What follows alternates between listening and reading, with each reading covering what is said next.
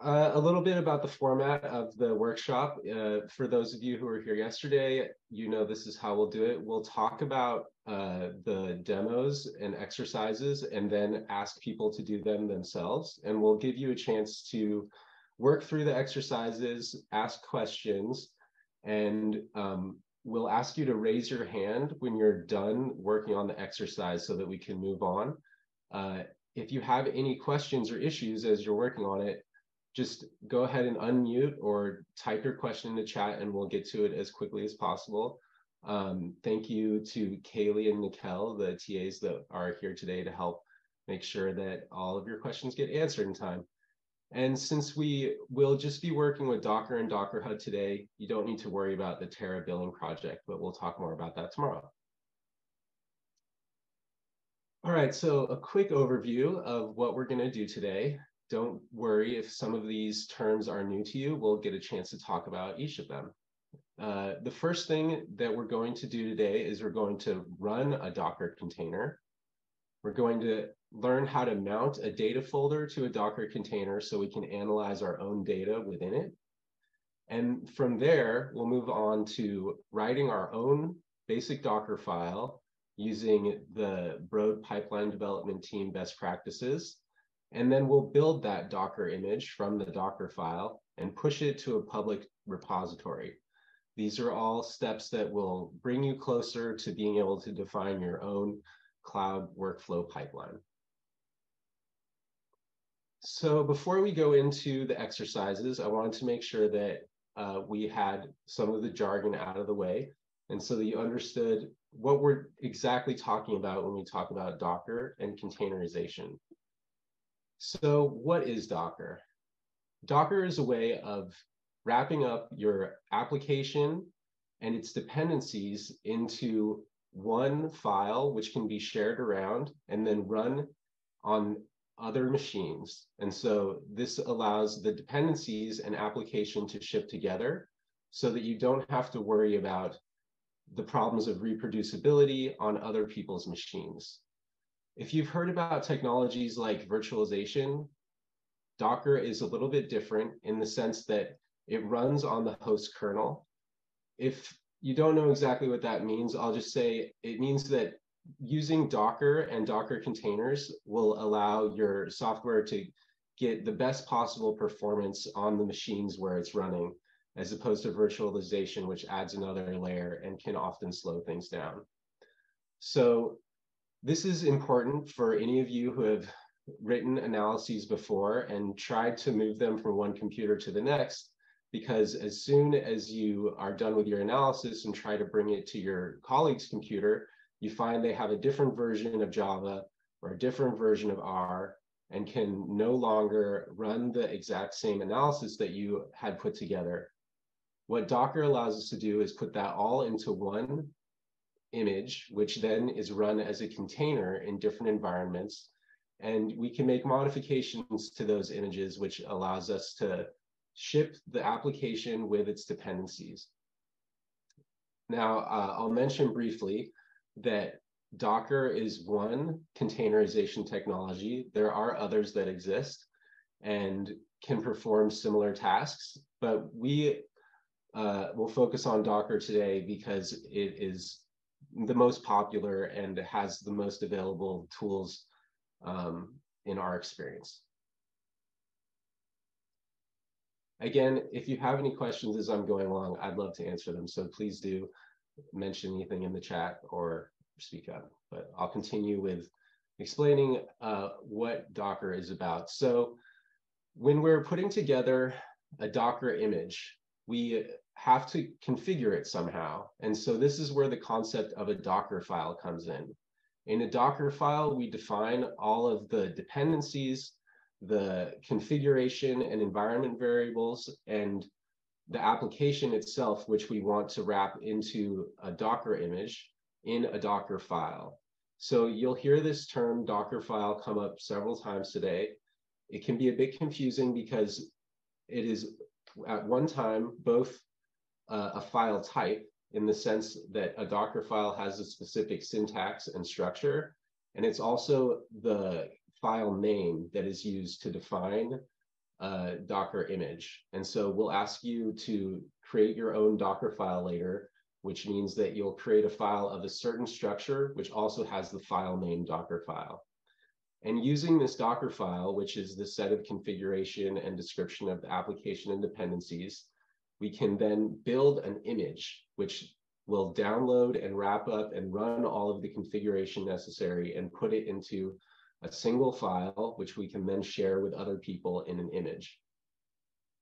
However, this is not the running environment where you're going to run your software and applications. This is where the concept of a container comes in. And so a Docker image, which was defined using a Dockerfile, will then, when run, create an execution environment called a container, which is like a computer inside your computer, or an execution environment that runs on top of your kernel, which has a separate file system and separate set of applications and configuration that is sectioned off from the rest of your computer. So you can do anything in a running container, and it won't affect the computer that it's running within, other than any mounted directories which you have, which we'll talk about. The point of this slide is to introduce you to the idea that a Docker image is like a static file, which can be used to create an execution environment in a container. And you can run multiple containers at the same time from the same image, or have separate containers from separate images running on your computer at the same time. Let's now introduce the idea of a registry, which is going to be necessary for sharing your Docker images with other people. A Docker registry is a place where Docker images are held and can be uploaded and downloaded. So let's move from left to right here, just to give you a little bit of an idea of what we'll be doing later. On the left, we start by building our Docker image, which, as you know now, is defined by the Dockerfile, which wraps up the configuration and application and environment variables. And then it will be pushed using the Docker CLI to the Docker Hub registry. And so this will upload the contents of your packaged up application and make it available on a public website, in this case, Docker Hub. And then from there, other people, in this case, you again, to practice, will pull from that registry and make that image available on your local computer. This downloads the image so that then the Docker CLI can run to create the execution environment of a running container. And so here we have a line showing that you can build an image locally on your computer and then run the container locally as well. However, in order to do cloud native workflows, you're going to need to make these images available for the cloud infrastructure, which means publishing them to a Docker registry. And so that's what we'll get comfortable with today. So just to recap quickly on the new jargon that we've introduced related to Docker, we have the idea of an image, which puts together all of the code, dependencies, and the application that you want to wrap up, and allows you to ship the dependencies with the application so that you don't have to worry about having version numbers match up on host computers. Once you have an image and it's running, then we have an execution environment called a container, which works like kind of like a virtual computer within your computer with a separate file system and an isolated software environment that includes the dependencies that we defined in the image. The running container is built from an image, and images are pushed to a registry. So a registry allows other people to come and get access to the packaged up software that you have created. And you can see here that there's a couple of other registries that are being mentioned. Today, we're going to work with Docker Hub. However, there's also Quay.io and Google Container Registry. And we got a good question in the chat, which is that how do we decide on what registry to use? And the answer is whatever's easiest for you, because in principle, as long as the Docker registry follows the same API as Docker Hub, it will be able to be used from any other environment. So if your institute has a deal with Google Container Registry, and this is what's easiest for you, then that might work best in your environment. However, in principle, they can be interchanged, and it comes down to issues of cost, maintenance, and longevity for your team. I should also mention that there's a set of Docker images called biocontainers, which you can access via Docker Hub, which gives you some base images that have popular bioinformatics software already installed. We won't be going into that further today, but it's a good resource if you haven't heard of it, because it will give you access to some pre-built images that have commonly used bioinformatics software involved. While we're here, I think I'll show you quickly, there's a concept of official images on Docker Hub, which can be useful because anyone can upload an image to Docker Hub. However, official images are images that have been vetted and updated to follow security best practices and have metadata that make them easily reusable. So here, there's these 176 official images on Docker Hub, which you can use as base images for building off of, which we'll talk about later. But I'll just show you really quickly, if we go into one of these official images, you can see that for these images, they have tags so that you can specify an exact build of the Docker image you want. And also draw your attention to, in the corner here, it has a command, docker pull Ubuntu, which refers to the Docker CLI command that you can use to download the official image to your local computer, which will also be useful in defining the base image that you want to build later customized images off of.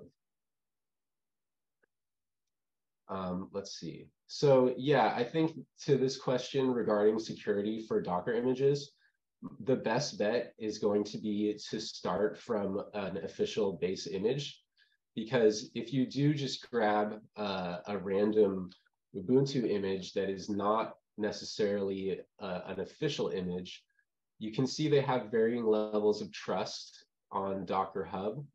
But if we go very far back, we might be able to find, like, you know, if somebody has just uploaded one under the Ubuntu name, we might have an issue trusting it. So to that question, I would encourage using official images as your base image, because these have been vetted by the community and also undergo regular security scans.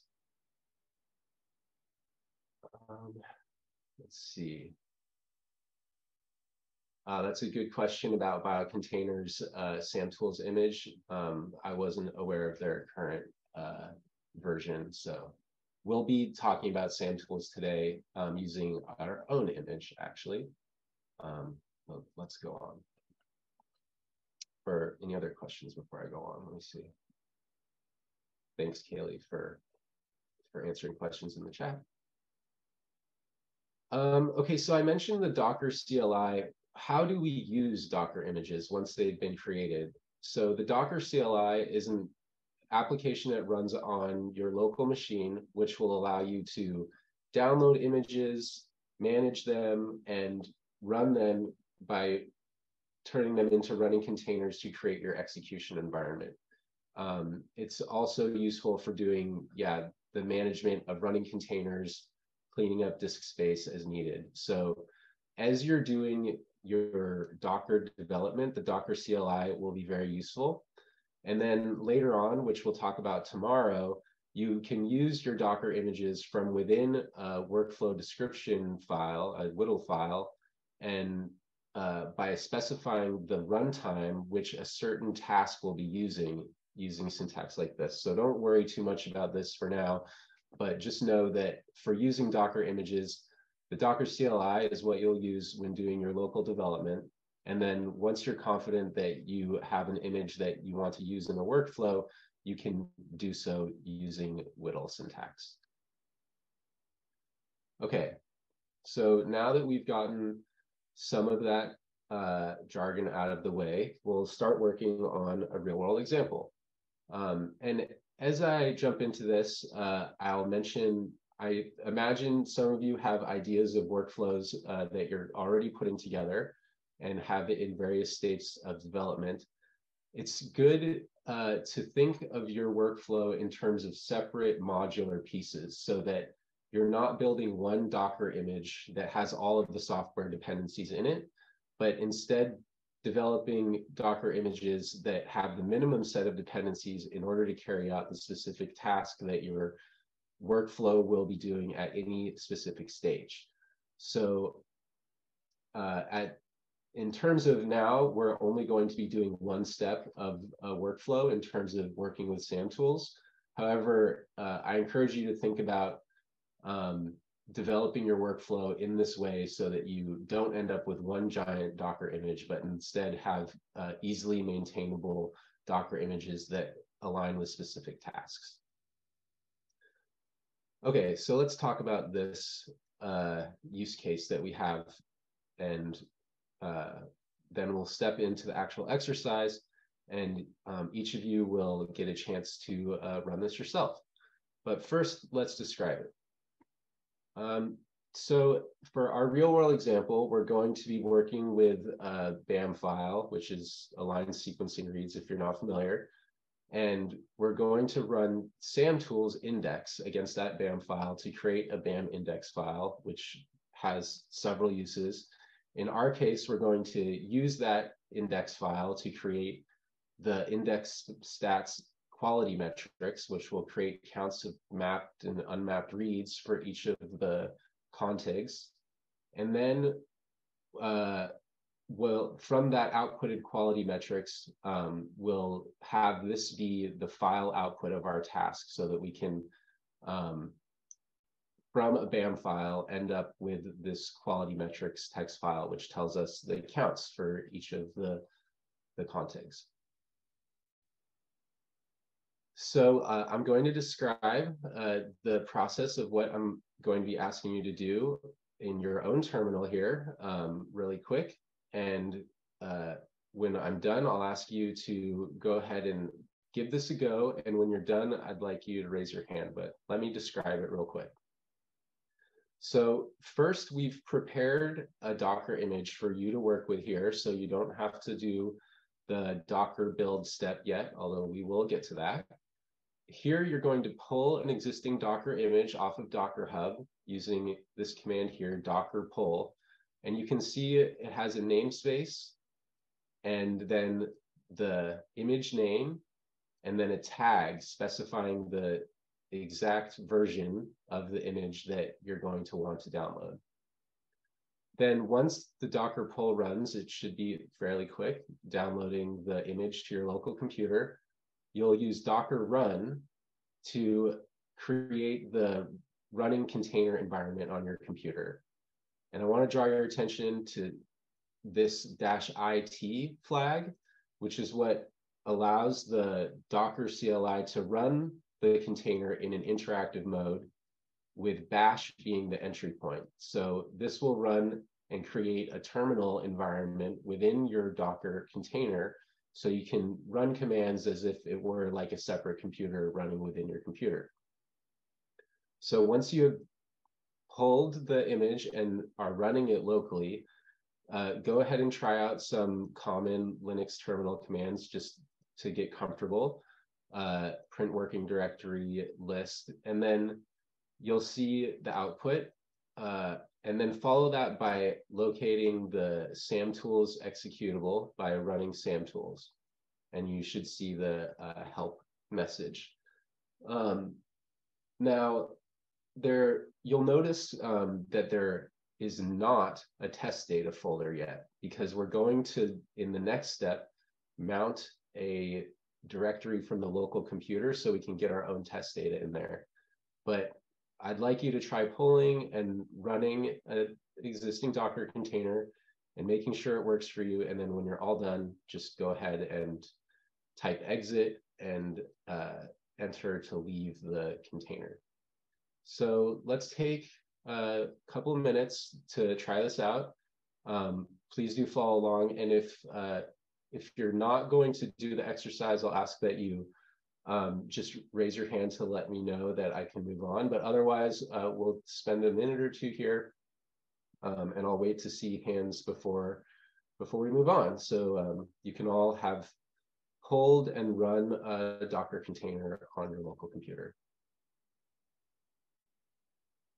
And if you have questions, go ahead and type them, or just ask in chat. Lydia asked, is terminal in Docker desktop somewhere? Docker desktop should have installed the application to your local environment. So if you have a Mac, then you'll have to open up the terminal utility yourself.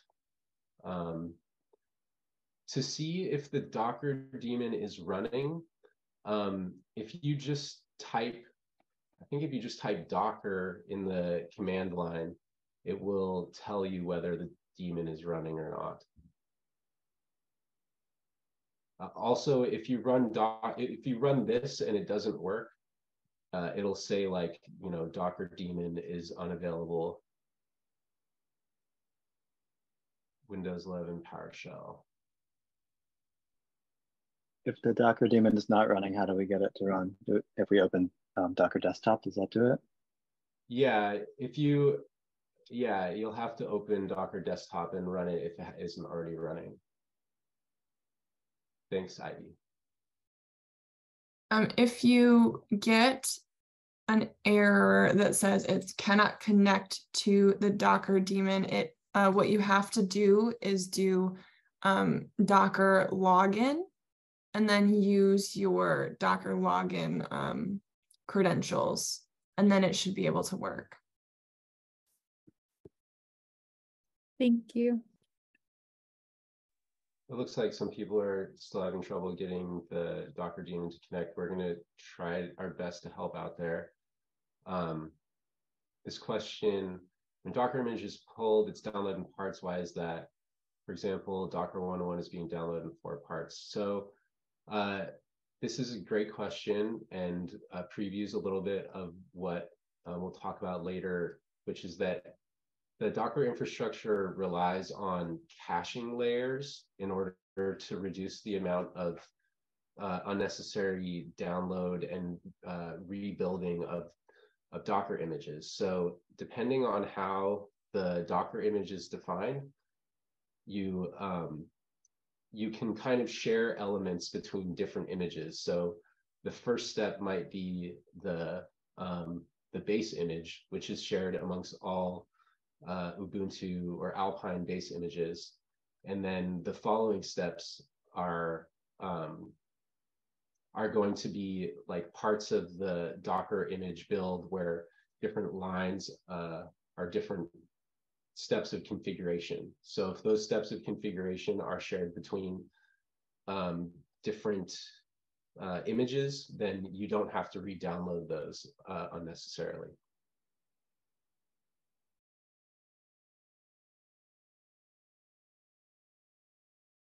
Thanks, Nikelle, for helping get people on.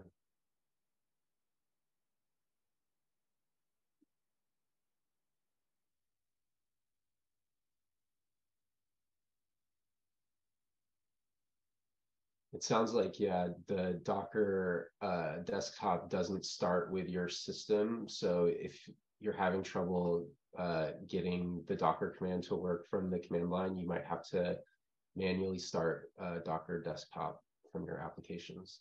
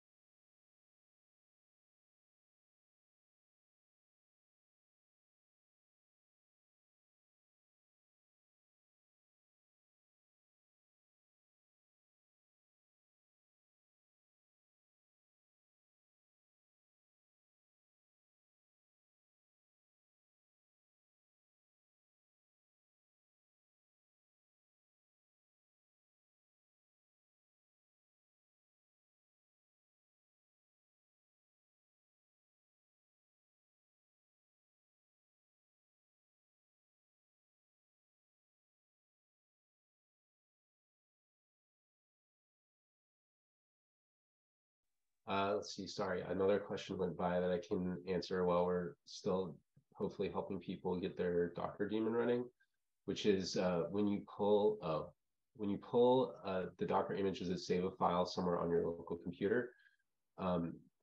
Yeah, Denis did answer that too. The answer is yes. Docker images are files, and they follow the caching structure that I mentioned before. So they might be split into multiple files on your system, but using the Docker CLI via the Docker images command, you can see what images you have stored locally. Where does it actually store those files on your computer? It stores it like where Docker's installed, I guess. It depends on your operating system, but yeah, it is a set of files on your computer that it's stored. Probably separately from the Docker application itself, but yes, they're files. I guess it doesn't really matter what directory I'm in when I run the Docker commands, it seems. That's the good thing about the Docker CLI, is that it provides a really nice entry point for managing those things without you having to look at the specific files themselves. That's right. Good question. Should I be concerned using my M1 Mac? So we'll talk about this in a little bit too. The M1 Mac is a different processor architecture, and most Docker images, well, the Docker images that we'll be working with today are all targeting the Linux AMD 64 platform. And so when we're downloading images or creating images for multiple platforms, we'll have to specify the target platform. However, I believe that for pulling images and running them, you should be able to use the Linux AMD 64 target platform from your M1 without issue. However, please do say something again if you have an issue.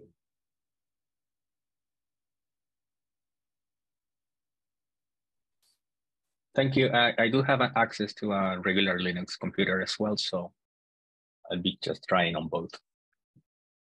It should work on both, and we have directions for building from the ARM environment as well.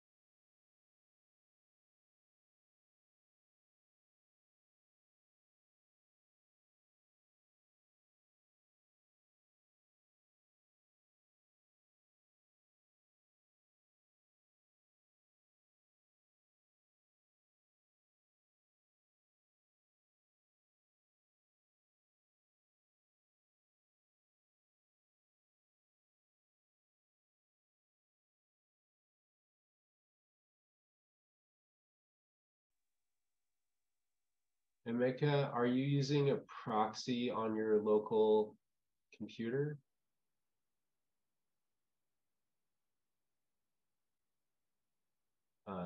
With the issue accessing via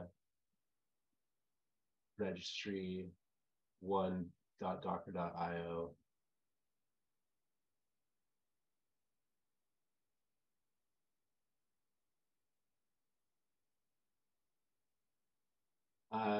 Yeah, you might retry, but it sounds like the network configuration on your computer could be causing a problem here. Are you able to access like the Docker website in your web browser?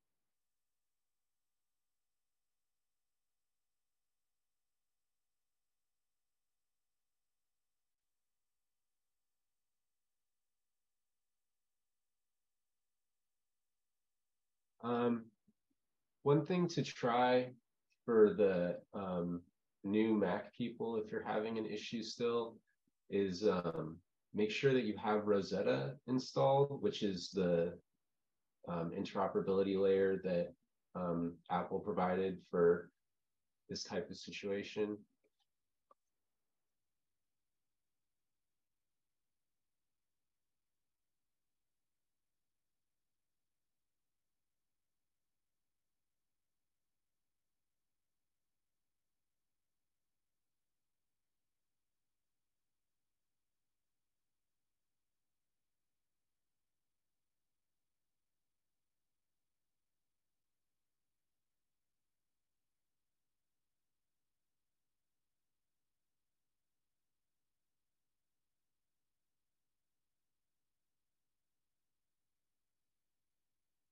Thanks to those of you who have, yeah, Rosetta. If you haven't, yeah, I would try.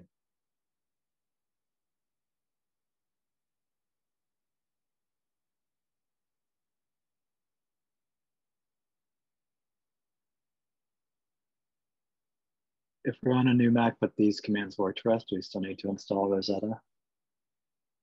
I'm sorry, one more time. If I'm on an M2 Mac, but these commands work for me, like I was able to pull the image and run it, do I still need to install Rosetta? No, sorry. This is troubleshooting for people who are not able to get Docker Desktop running for themselves already. If it's working for you, you don't need to make any other changes.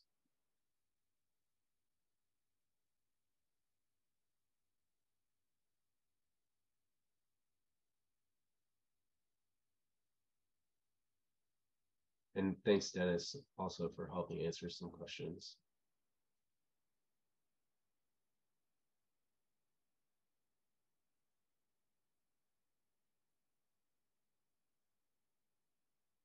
So I know some people are having issues getting the Docker desktop up and running as expected.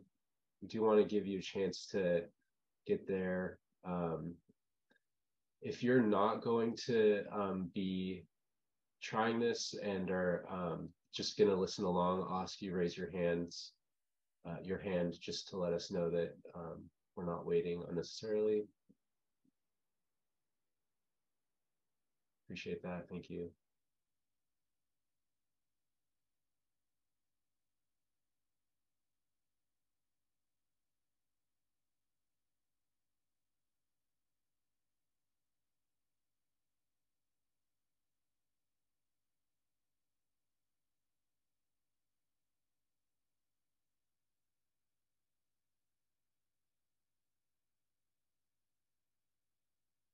Yeah, Jean-Paul, we likely will have some time at the end that we can come back to trying to do some more troubleshooting for you as well.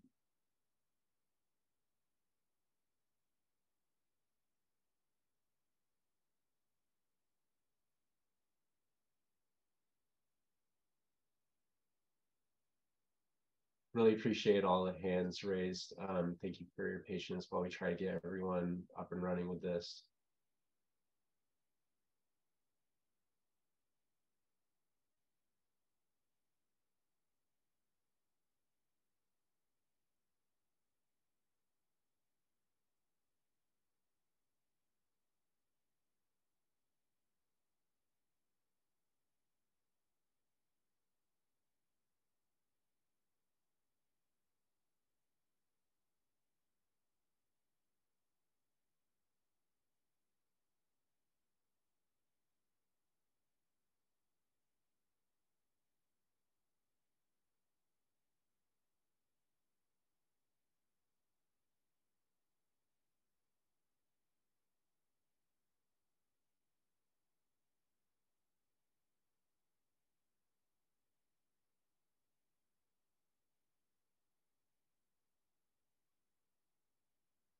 Okay, yeah. To those of you trying to work through getting Docker Desktop going, we still want to support that. And so TAs are going to help you continue on that. And for the rest of y'all who have been able to work through this so far, you can go ahead and lower your hands and we'll move on to the next section. Thanks again, Kaylee, Nikelle, and Denis for helping people keep this going. Okay, so we've pulled an image and run the image and also demonstrated interacting with it using bash commands and seen that the SAMtools application is available there. And yeah, you can go ahead and lower your hands now, thanks. All right, so next we're going to do the next part of our analysis. We are making the application available, and now we need to get our data into the Docker container so that we can run the SAMtools index against it. So I'll step through these really quick, and then when I'm done, please do give it a go. I just pasted the link to this BAM file that we'll be analyzing. So from a directory on your local computer, make a new directory called SAMtools test, which will be the directory that we mount to the running Docker container. And then into that new directory, download the BAM file that I just pasted into chat, which is a smaller BAM file for our analysis purposes. And once you have downloaded the BAM file, you will do the Docker run command, but a little bit differently than how we did it before. And so here we have both the Mac and Windows versions of the run command for you to look at, but you'll have to replace one thing before you run this. So we'll do Docker run, but then with the -v flag, we're telling the Docker CLI to mount a volume to the running Docker container based on a local directory on our computer, which we have to provide the absolute path to, or the complete path to this SAMtools test directory that we created, and then colon, and then test data, which is going to be the directory from within the running container that will now make the BAM file available within the running Docker container. Because as you know, the running containers have a separate file system which doesn't overlap with your existing file system. This -v flag is how we're going to change that and make the test data available to the container. For Windows, it's similar, however, the way that you write the path is different in that you have to provide the drive letter, but the same idea that we need the absolute path to the SAMtools test directory that we just created. And when you run this, you'll get a terminal entry point, just like we had before, where we can start running commands. And so we'll run the SAMtools command with the index task against the BAM that's now in the Docker containers file system. This should be fairly quick, and we'll generate a BAM index file. And then in order to get the quality metrics data that we want, we'll then run a second command, which is index stats against the BAM, and then output to a text file. Here, again, specifying the test data directory within the Docker container and calling the file stats.txt. So when you run this command, you'll notice in your host file system in the SAMtools test directory, there will now be a stats.txt file.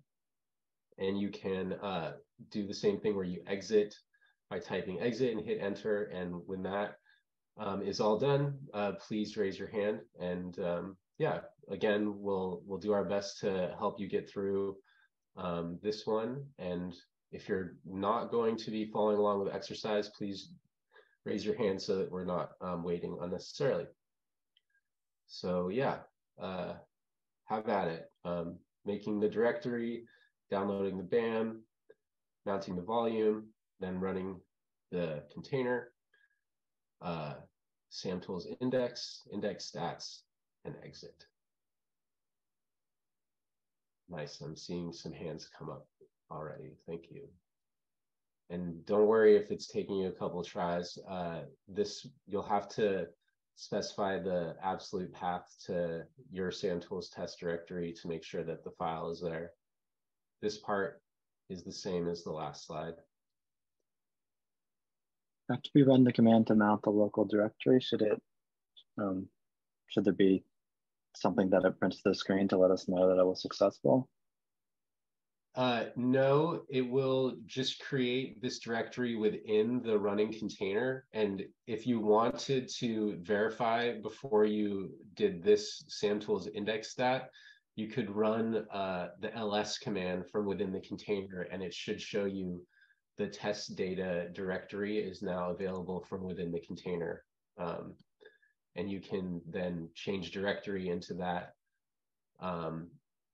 directory and see the BAM file.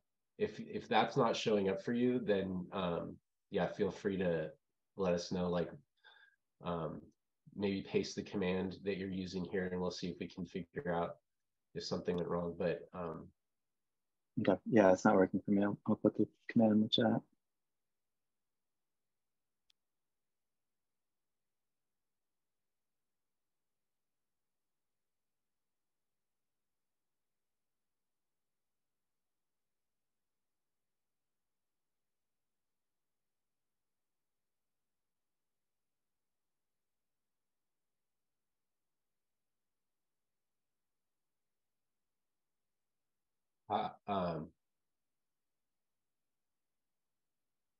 yeah, Medat, so the command, the flag -v, the first part of that where it says /path2 SAMTools test, you have to replace the /path2 with the absolute path of the SAMTools test directory that you created on your computer.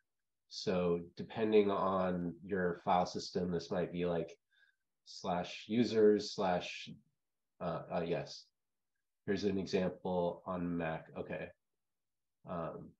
And so, yeah, that's exactly what it does, is that it creates the directory called test data inside the Docker container so that the Docker container now has access to that directory of your host file system. Let's see, Eric.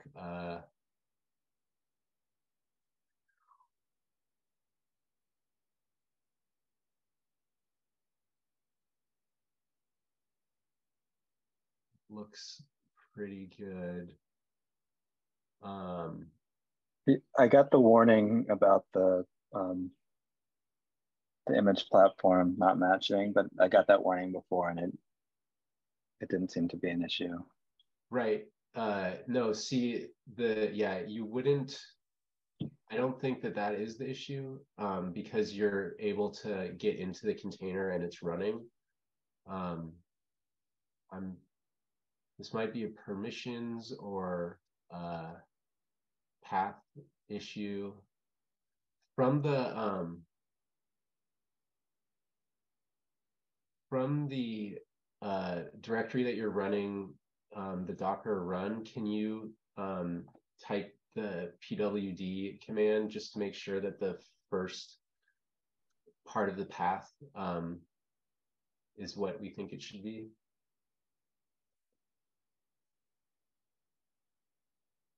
Yeah, I mean, I'm running from that SAMTools test directory. Okay, try going up a directory instead of from within it, because oh, okay. Although this absolute path should do it.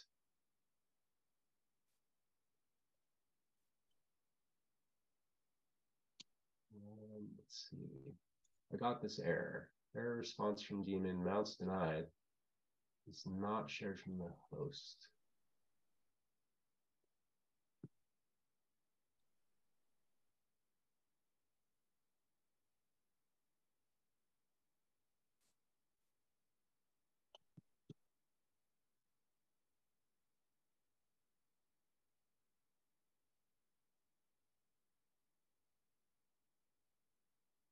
Let's see.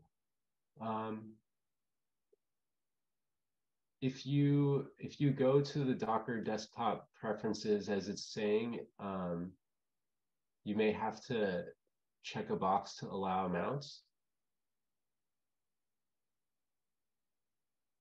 I thought that by default that would be on. Let me check now. How do you find the preferences? Opening the Docker desktop application. Mm-hmm.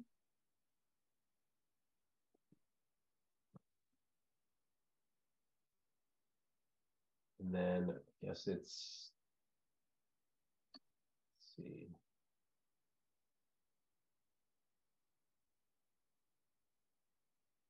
If you pull down the Apple to go to preferences, let me see.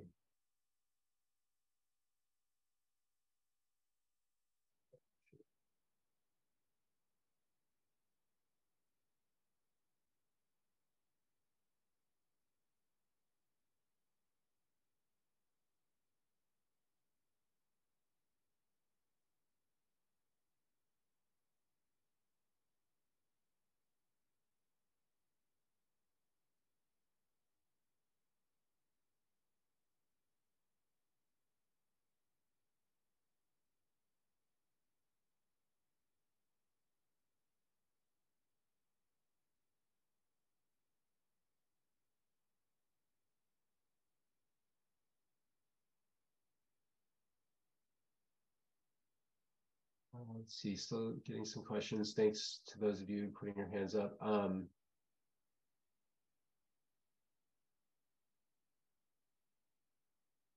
Oh, yes, this spam file is a smaller one, but still might take a couple minutes. Let's see.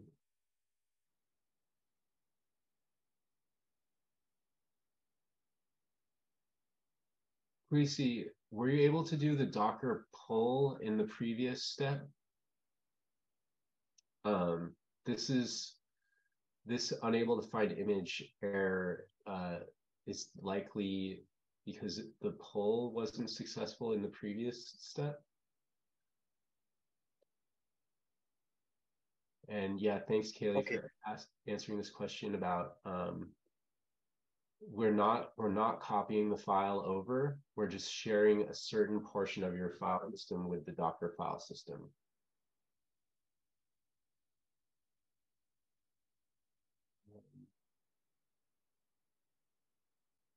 Right. And so any changes that you make, as Ben says, any changes that you make in that folder will appear in the Docker file system.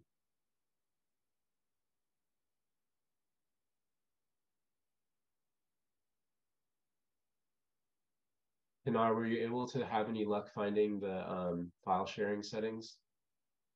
I did. I found it, but I'm not sure what to change about it. I'm on it right now, and it just says like /users, and then has like a little minus sign next to it.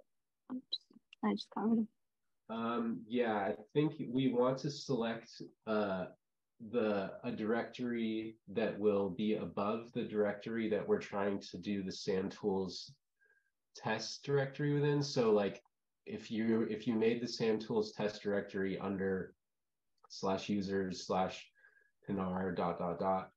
then we want to enable file sharing on that on those directories. I see. So I would just add another path there. Yeah. Okay, I just added it.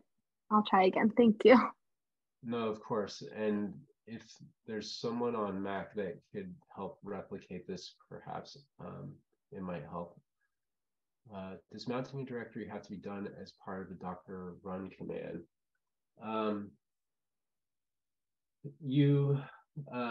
I think the answer is no, because you can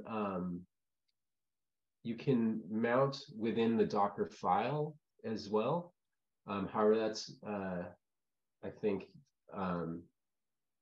yeah, more advanced than what we're going to be talking about today. But it's not the only way to make file system changes available within the container. However, for today, that is the way that we're going to do it. But you can specify your Dockerfile in a certain way that will perform similar tasks.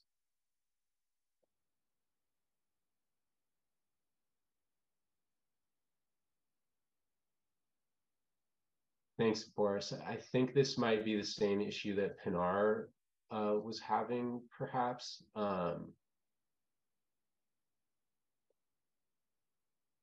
Error waiting for container. Huh.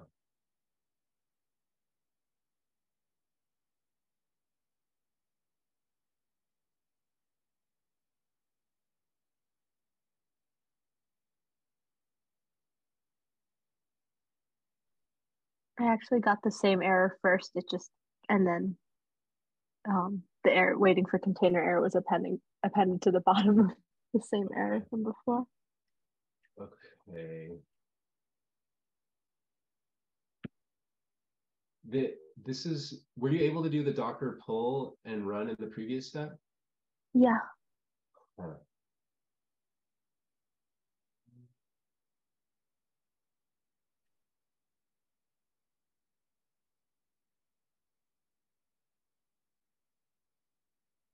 I can also bother you offline. I don't want to hold up the whole class. No. We're here to answer your questions, and we've got quite a few hands up. Again, if you are following along and not doing exercise, please raise your hands. Otherwise, we'll keep trying to help people for a couple more minutes. The fact that the pull and run worked is good. I'm tempted to suggest restarting the Docker desktop. I think under troubleshooting in the Docker desktop application, you can restart it, which may respect the configuration changes we made better. However, let's see, it might be something else though. If I may, maybe there is a lingering small window behind all of the other windows asking for permissions to access your file system. Say that again, please. So what I'm saying is that similarly, I was able to run the first commands, and then when I wanted to access the file system, I got a very small window asking me to provide access to Docker, right? So maybe in the case of, I don't remember who's asking, but maybe there is still a prompt underneath all of the other windows waiting to be confirmed for you to provide access to Docker. Yeah, thanks for that, Boris.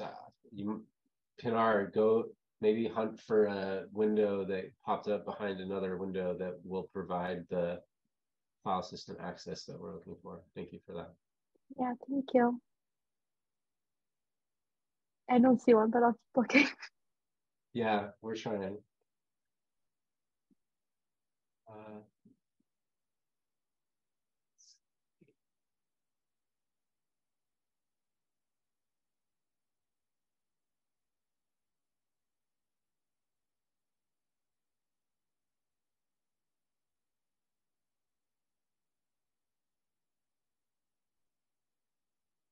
I'm not sure if I'm having the same issue, but it sounds similar. I'm running the command and it seems like the command is successful, but I can't see the test data directory. Right, and we verified that this is the right directory. That was Eric, right? Yes. Yeah, the /users directory. There's really, let's see. Is there any test I can do to see if permissions are an issue? This is it's a public Docker, so it shouldn't be permissions issue on the Docker. There could be permissions issues on my computer. Yeah, it does kind of sound like in some of the Mac environment, we're running into some issue there.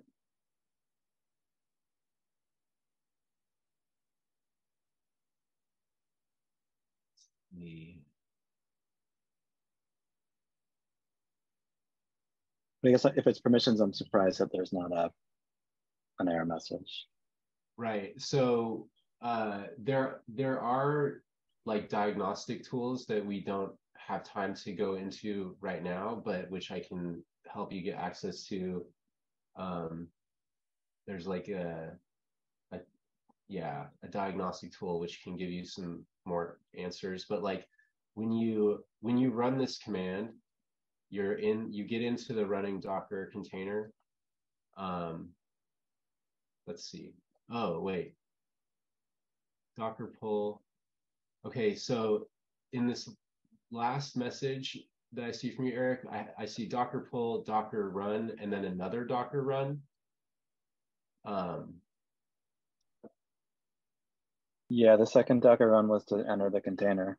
Was the first one supposed to enter the container? Because it didn't. Let's see. Oh, that is, we found it. That's the issue is this, yeah.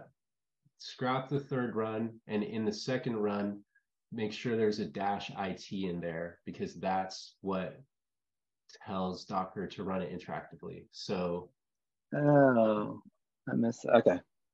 Yeah, no problem. I've done that many times myself. It's so yeah, the -it is just kind of floating there between the path. Yeah, okay, thank you. Hey David, I have a quick question.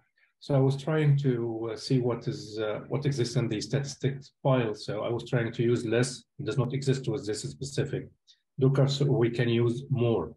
However, my question is, can we use tools that are installed in our machine to interact with the output that we have in Docker? Yes, so we mounted a directory to the Docker container, and any changes we make within the Docker container are reflected in that directory.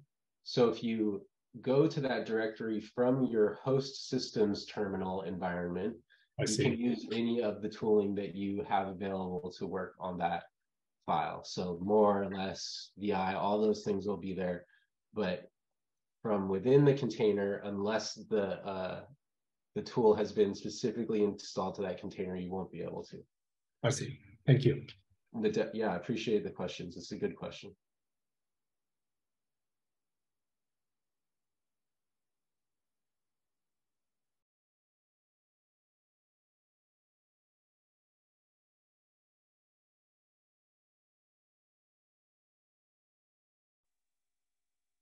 Thanks to the TAs and also for everyone who's trying hard to get through this and get these issues nailed down.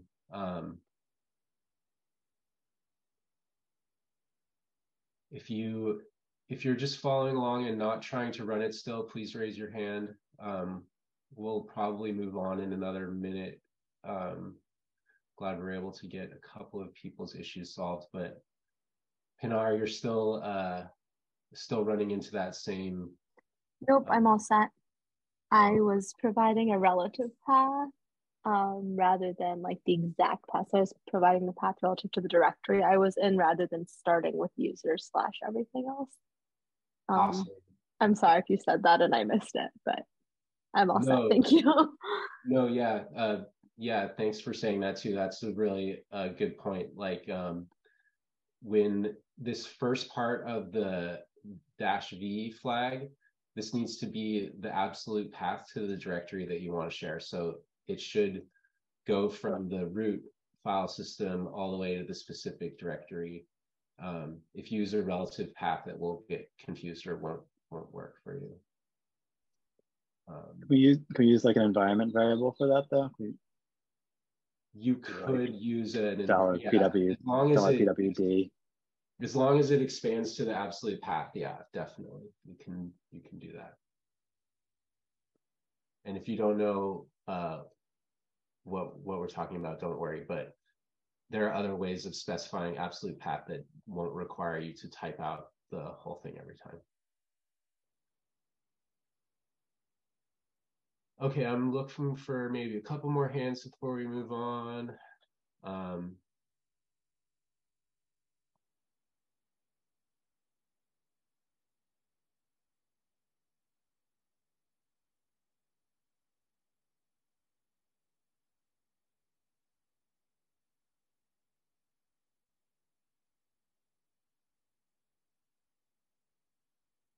Okay, I think we'll call it there. Sorry to those of you who are having issues with getting Docker Desktop working the way that you need. And thanks to those of you who stuck around to figure it out. It looks like we're able to figure out a couple people's issues, but there might be some underlying issues with your Docker Desktop that restarting the application is not helping with. But yeah, go ahead and lower your hands, everyone, and we'll move on to the next part.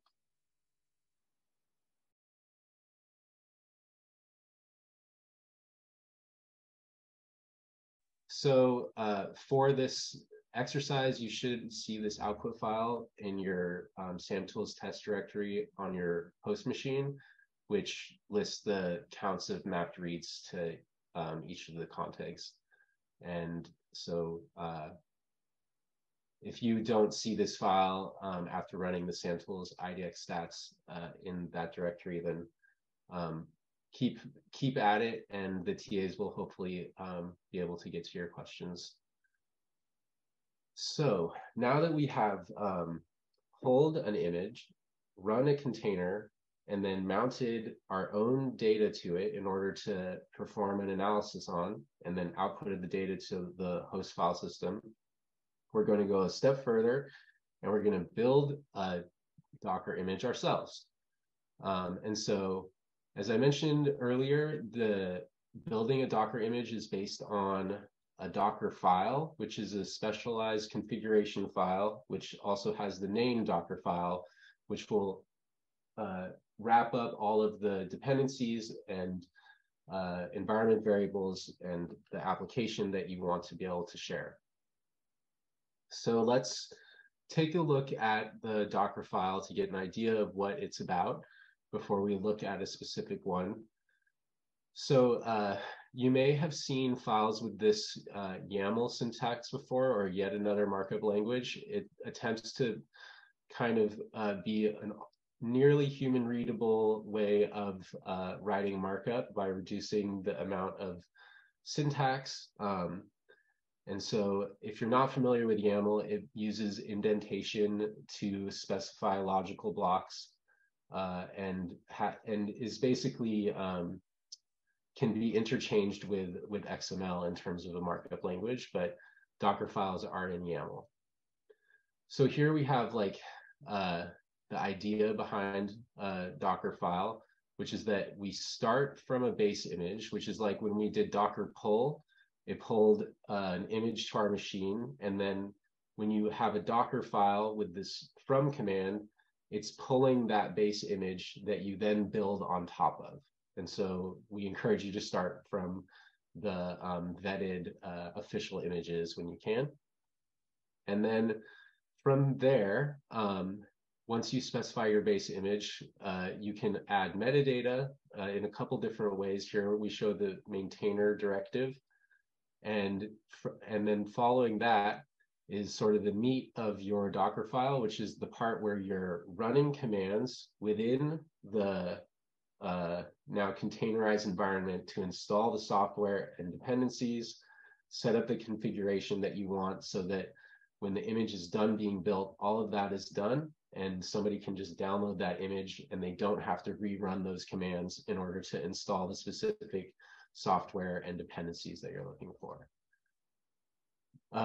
This is then can be followed by the env or environment variables directive, so that you have a clear way of specifying other configuration.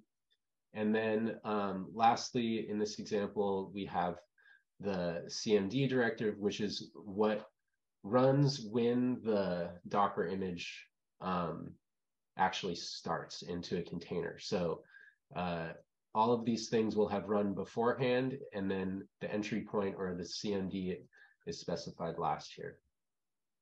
So let's take a look at some actual Docker files. Now, this is the Docker file that goes with the image that we were just using. And it's very short, so I can just show it in a screenshot here all by itself. The first line is from, and then we have a namespace and an image name for downloading the specific Conda Forge, Mamba Forge image as the base image that we're going to build our Docker file from. Then following that, we have the run directive, which is going to do the next configuration and installation of the tools that we want to use, notably SAM tools. And so here is sort of a whole Docker file that was used in order to create our Docker 101 image that you've just been using. But it doesn't show some of the more complicated examples. Let's jump into these other Docker files that are used in more production environments.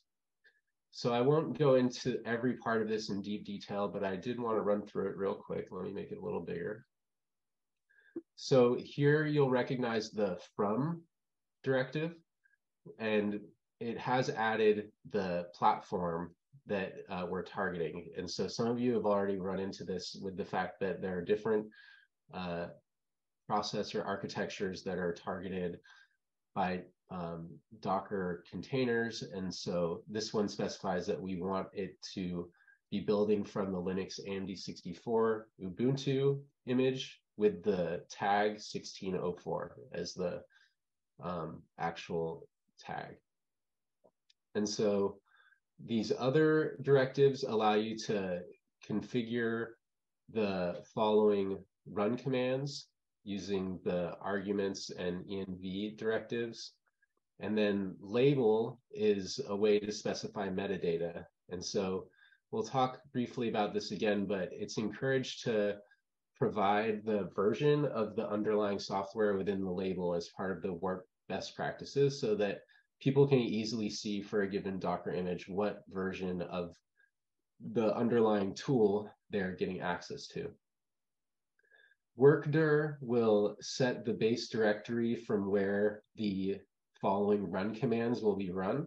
So this is important if you're going to be downloading some files that are going to be used in order to prepare your Docker image. And then next, these commands may be familiar to some of you. If they're not, don't worry.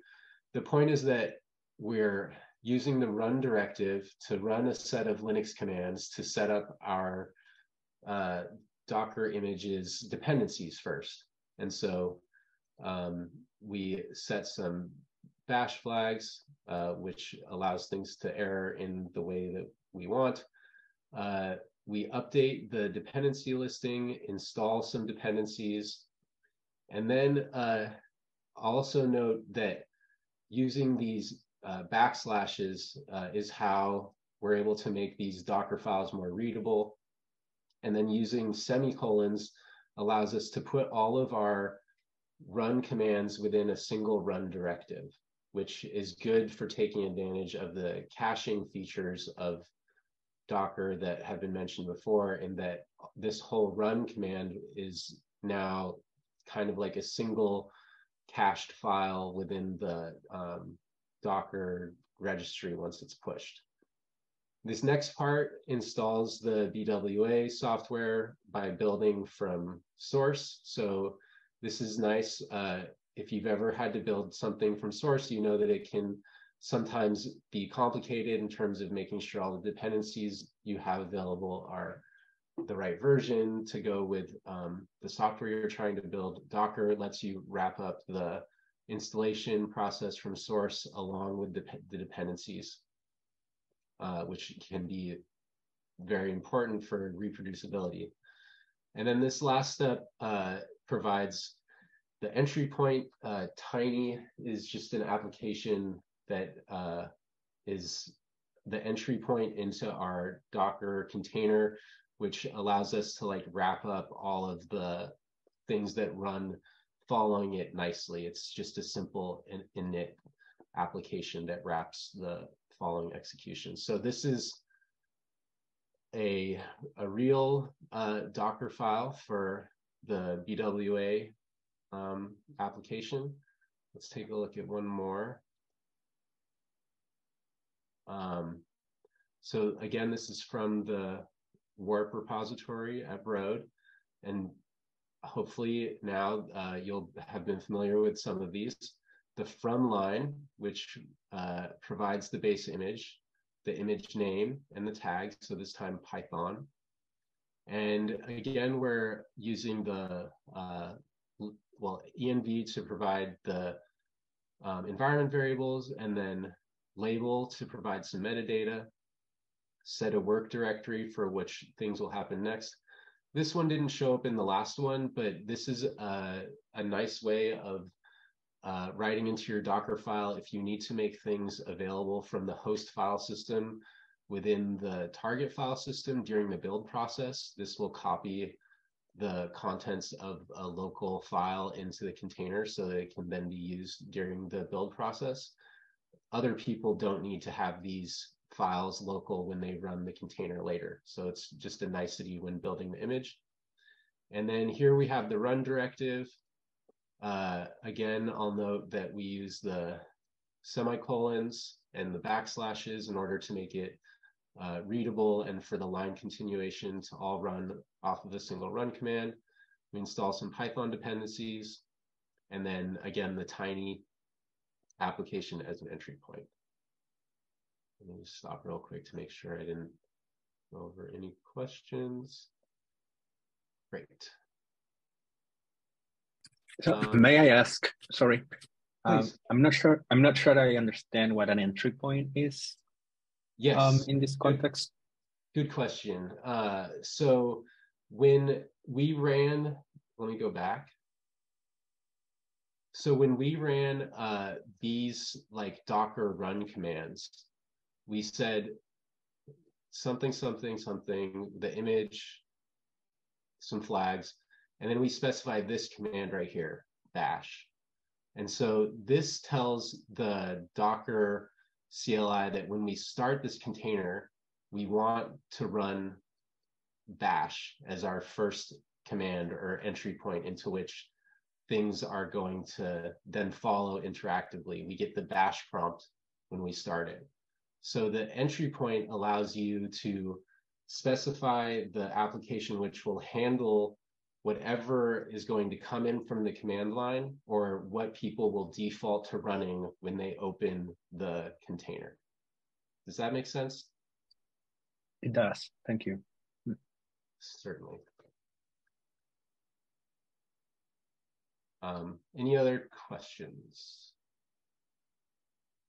I appreciate all the questions a lot. And thank you everyone for listening along so closely. Okay. Also, go ahead. Sorry. Regarding the copy command, it requires that you have those local files, right? Because you define them on the Docker file. But if it happens that you don't have them, would it error out or something like that? Good question. So when you're building the Docker image, you need to have those files in the local file system, in the local directory, in the way that we're looking at them here. Sorry, I'll go, it was in the Python one rather. And so when the person who was developing this Docker image was developing this, they needed to have these files in their local file system in the same directory where they were building the Docker image. So when building the Docker image, they will need to have these available. However, once the Docker image has been built and pushed to a registry, nobody else is going to need those files in their local file system. They will have been copied into the image.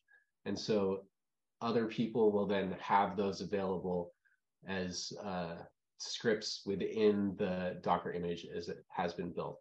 So this is like a nicety when developing the image to make available things from the developer's machine into the built image. But anybody who then downloads the image following that will not have to have those files in their local file system. It will not error if they're not present. They're within the Docker file system after this.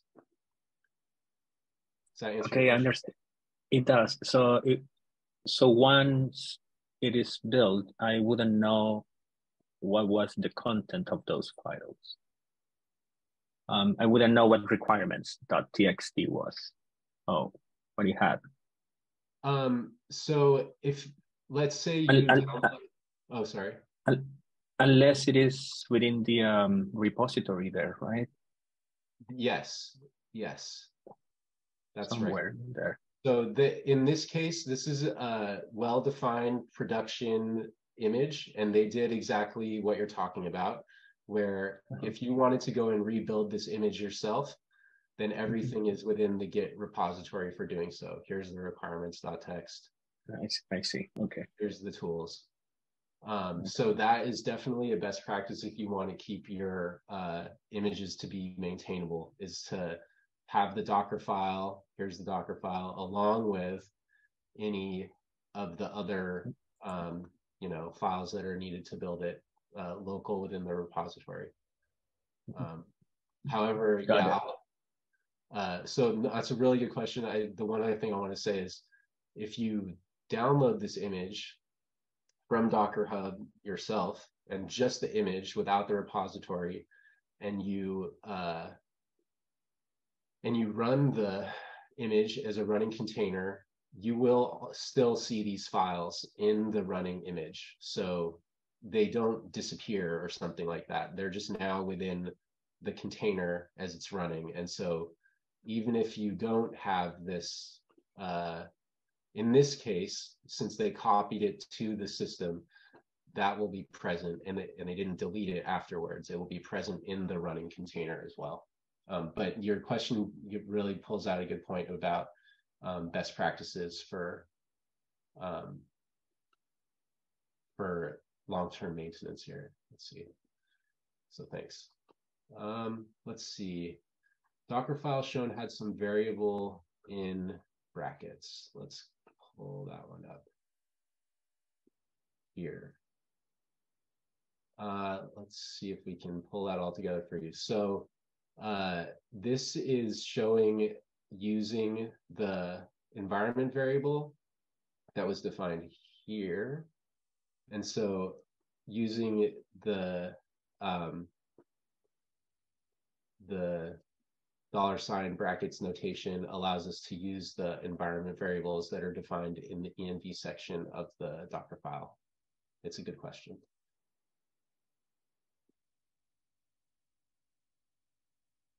Again, thank you everyone for your questions. Are we ready for another exercise?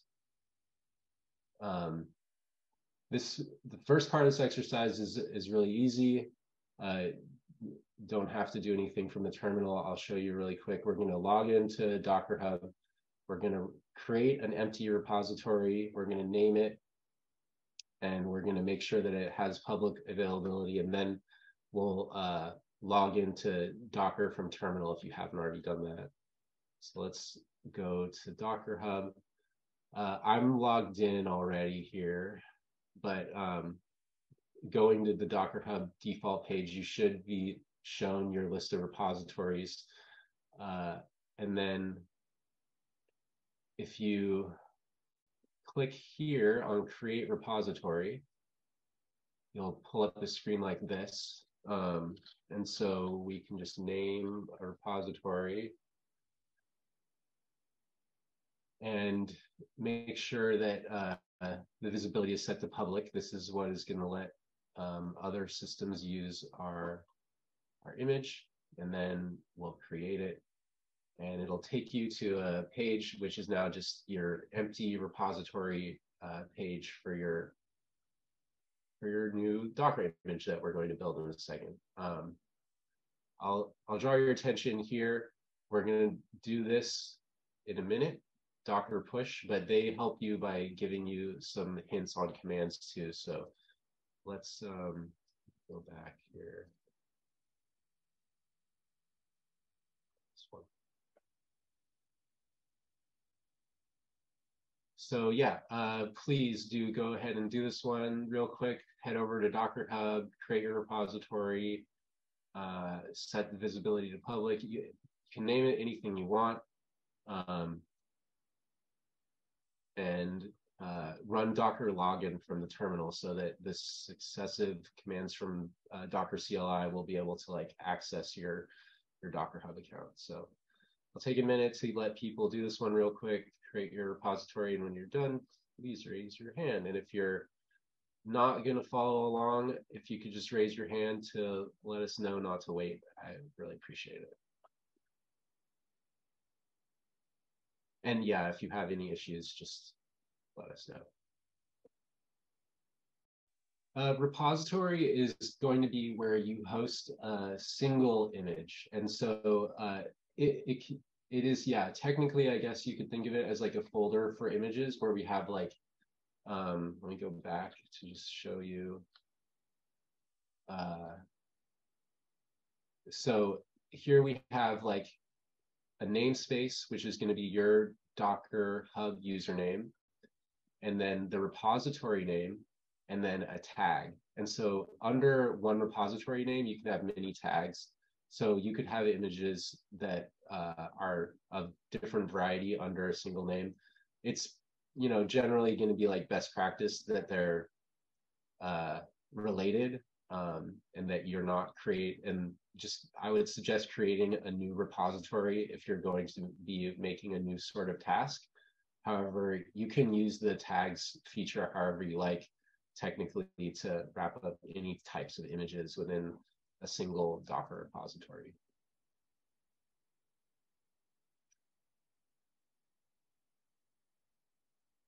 Let's see, a question on the privacy of repositories. I think you can change it back and forth. Let's see. Settings, yeah, it looks like. So I'm just gonna go ahead and change it to private and then see if we can't change it back to public. Yeah. So you should be able to go into the settings and change it back and forth as you like here. The reason that we are encouraging you to make these public is because through this workshop, we're going to be making a cloud native pipeline, which will run in Terra. And so in order for Terra to be able to access your Docker image, it needs to be made public, if that makes sense. And Medat asks, if we did not specify a tag and use Docker run, will it pull latest? Yes. That's right. There is like a sort of like a meta tag that you can specify that where you type in latest, but if you don't specify anything, then it will just get the latest tag.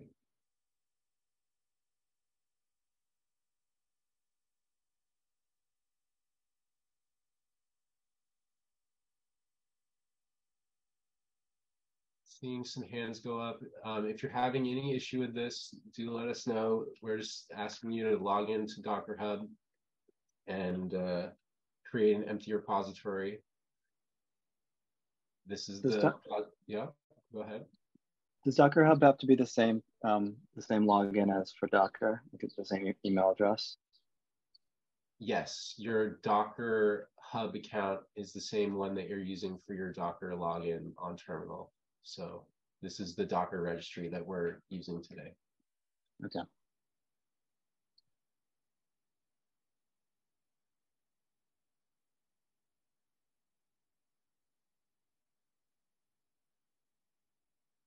We're getting Kaylee makes a good point. So we tend to encourage people to specify the exact tag that they want to use, because you can imagine if people are actively developing on an image, if you don't specify the tag, or if you use the latest tag, you might be getting something you weren't expecting. Things might break. So it's generally better to use a specific tag when it's available to you. Let's see if there's any other questions.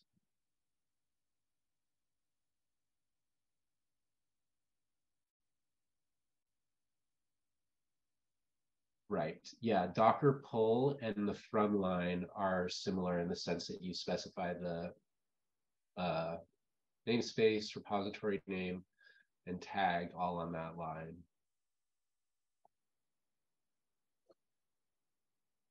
See if we can get a couple more hands before we move on.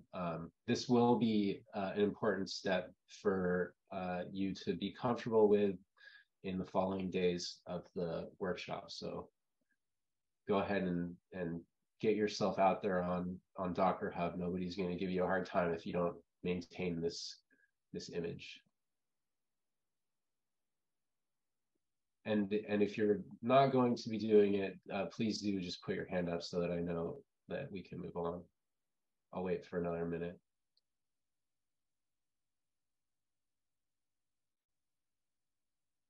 Let's see, Eric's having some issues with Docker Hub login. So yeah, so it's connected to my NIH account, and so the issue could be with the NIH single sign-on. It might not actually be. But now it's not even asking for credentials again, which is annoying. It's just denying it without even asking. Right, on the Docker Hub side. So you're right here. You're here, and when you did sign in here, you're using the NIH email address. Right. And then it went to the NIH single sign-on for credentials the first time I did it.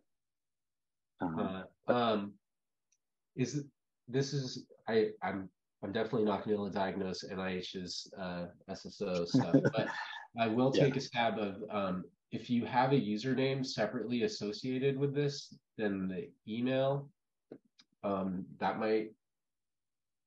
you might try that. Let me see. Okay.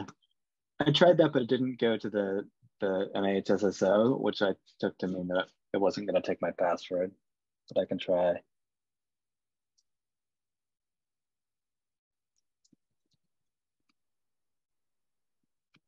You're logged in from the Docker login already, right? Right, on the Docker desktop? On Docker's desktop, yeah. Yes.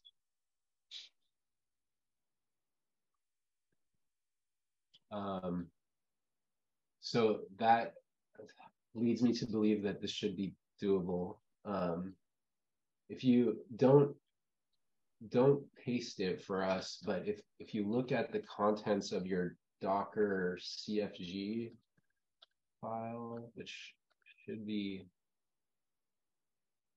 here, then that will show, or Docker login also has your username. So yeah, you know your username. Try logging in with your username and see if you can't get onto Docker Hub that way. I just tried it. It doesn't. When I type in my username, it doesn't go to the NIH verification, and it doesn't accept the password. But it was the same. But that was the password they used for Docker login, huh? I think for everything it went through NIH single sign-on.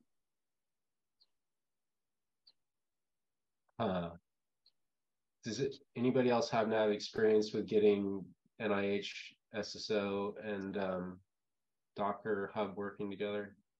Otherwise, I think we're going to have to move on. That is an important issue to have solved because there are quite a few customers within NIH that we want to be able to serve here. So I don't know. Okay. Kaylee, yeah, I think it should work most of the time, but it's not right now. So we can move on. I can troubleshoot on my own. Yeah, sorry, Eric. I think that's one that we'll want to look into deeper too. So there's no, I remember yesterday when I logged into Docker Desktop, it knew my credentials, I think, because I was already logged into Docker Hub. Is there any way to connect to Docker Hub directly from Docker Desktop? I don't think so. I don't think so. You could, what I was looking into was, yeah, see, that this might be helpful, but I think it sounds like you're able to get the Docker desktop working, and it's Docker Hub that's not working, which is really the opposite of what I would expect. So I was kind of looking into seeing if we could get more about your credentials from the Docker desktop.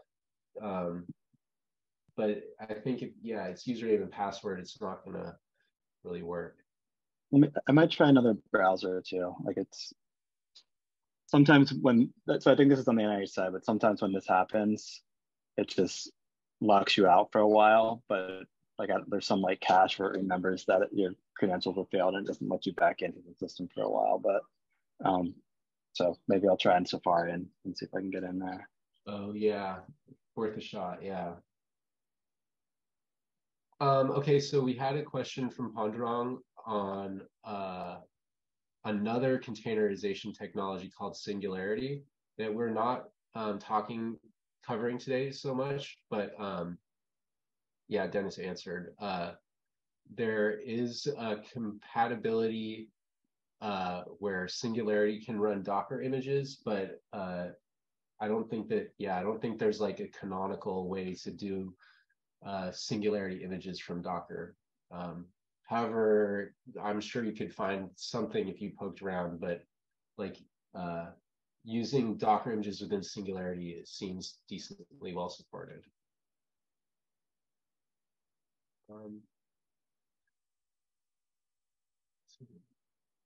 Concerning the previous exercise, should I specify the absolute path for this code? SAMTools index test data. Once you're within the Docker container and you're in the root directory that you are accessing from the container, you don't need to specify the absolute path there. However, you can, but the relative path should work for the SAMTools index call from when you're within the Docker container. Okay, we have a couple more exercises that I want to get through before noon, so we're going to start pushing on. Please lower your hands if you don't mind, and we'll talk about the next step now, which is where we're actually going to build our own image and then push it to the Docker Hub repo that we just created. So I'll run through these commands really quick, and then you can do it on your local machine and let us know what issues come up. So to start with, here's an example Dockerfile that you can use, and download this into a new folder on your computer. And then from a terminal, navigate to that folder, and then we're going to execute a Docker build command. You're going to have to make some changes in this, notably the namespace or the Docker Hub account name that you have created, the repo name that you created, and then a tag, which you can call whatever you like in this case, but the repo name needs to be the one that we just created. The Docker Hub account name is your Docker Hub username. And so here's an example of like the command that was used to build the image that we used earlier. We did docker build -t, and then used the namespace for Elizabeth, who's the one who originally set up these slides, and then the name of the repository, and then a tag. And then make sure that you don't forget this dot, this trailing period. This is what tells Docker to build the existing directory, the Dockerfile that's in the directory that you're running the command within. So try your hand at a Docker build. And a number of you, I have already heard, are on a Mac, M1 or M2 Mac, which is great, nice new computer. Be sure to add this flag at the beginning. which will help us target the specific platform, which is the maximum portability, which will allow it to run under the Terra environment later. So you'll make a Docker build command like this, but just make sure you add the platform flag at the beginning before the -t. And this build will take a minute because it'll pull down the base image, and then it will run the configuration commands from the example Dockerfile. And when that's all done, you'll do a Docker push where you need to make changes in these parts again of the account name and the repo name and the tag to match what we have here. And that finally will push it so that it shows up in the Docker HUD registry. So now's your chance to take a stab at this. We're gonna go download this Docker file, put it in a directory, run Docker build, changing the -t flag to match your account name, repo name, specify a tag, don't forget the trailing dot. And if you're on a Mac, add the platform directive or platform flag, and then finally push. So let's now take a couple minutes to do this one. And raise your hand when you have completed this. And if you have any issues, just say. Let's see, you're getting some questions. Docker build, invalid reference format. I'm tempted to say that this dot might be disallowed. It says, what does it say? Invalid reference format, invalid tag. Oh, yes. Yeah, this part. Sorry. Instead of putting in tag name, you can just omit this section here and just put the colon v1, and v1 is your tag name. And so this part of just omit the tag name colon part. Hopefully that works for you, Kwesi. And is putting platform Linux and Docker build the same? Yes. We need to set the target platform when we're doing the build if it's not already defined in the Docker file. However, like if it is defined in the from command, if the platform is defined in the from command, then the following images being built from it will follow the same platform. However, that's not in this Docker file, so we need to put that here.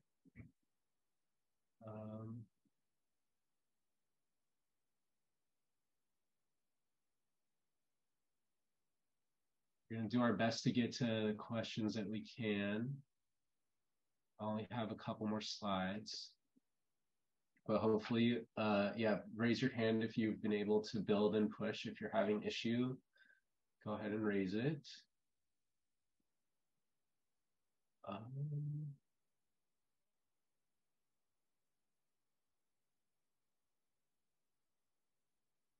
Yeah, thanks, Nikelle, for helping with the syntax on that one.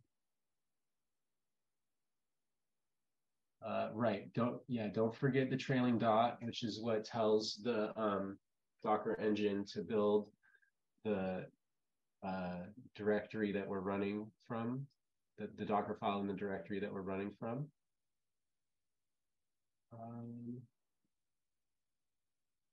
Yeah, if you're having an issue locating the Docker file, make sure that you're running the build command from the same directory that you have that trailing dot. Seeing some hands go up, great.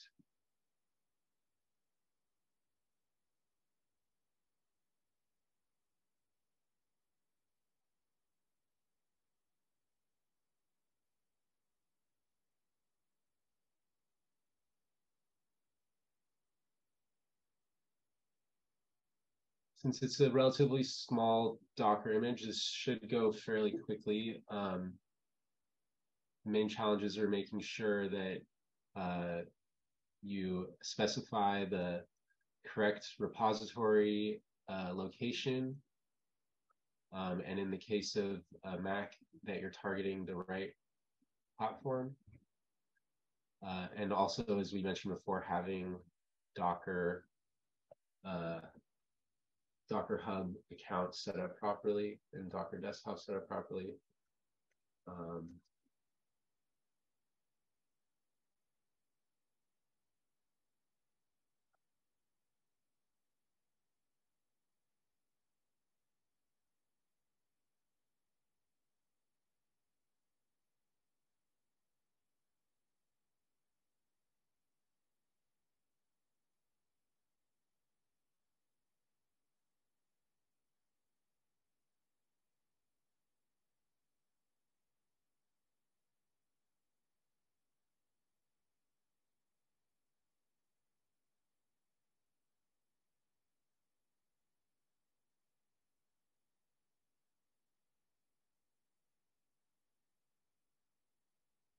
Yeah, I think if you haven't been able to create the repository already, it'll fail at the push stage. But Eric, if you're still here, you should be able to at least do the Docker build step, I think, without issue, but the push step will likely fail since we didn't create the repository. Oh, go ahead. Yeah, I just wasn't following along because it looks like it asked for the repository name and the build step too. Okay. Yeah. I can just raise my hand. Sorry. I'll just watch. Thanks. Yeah, I was trying to check on that one for you, see if there was a way to do it from command line.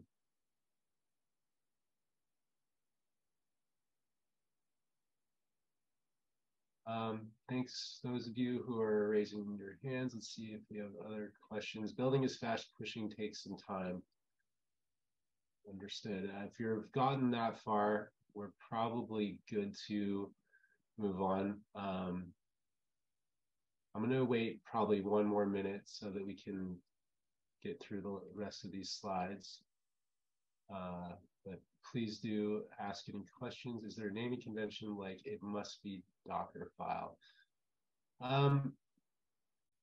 So when you specify the directory that it runs within, it looks for a file called Dockerfile. I imagine there's a way to do it without having to name it Dockerfile, but it would be confusing and out of convention. So I really encourage using the file name Dockerfile.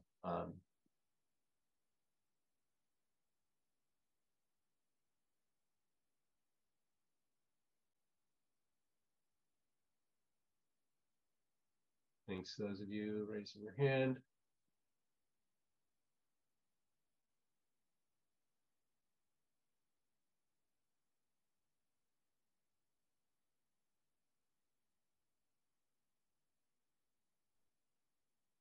So how did you decide on Conda Forge, Mamba Forge?